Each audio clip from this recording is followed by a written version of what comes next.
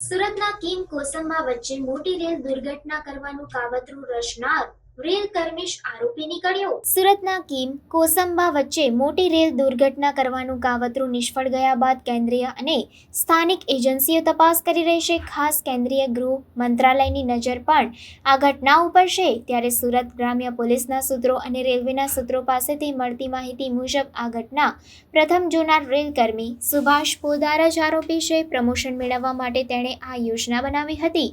પોતે જ પેડલોક કાઢ્યા હતા। NIA સૌ પ્રથમ સુભાષ ઉપર શંકા ગઈ હતી કારણ કે 71 પેડલોક કોઈ સામાન્ય વ્યક્તિ ટૂંક સમયમાં કાઢી શકે એમ નહીં।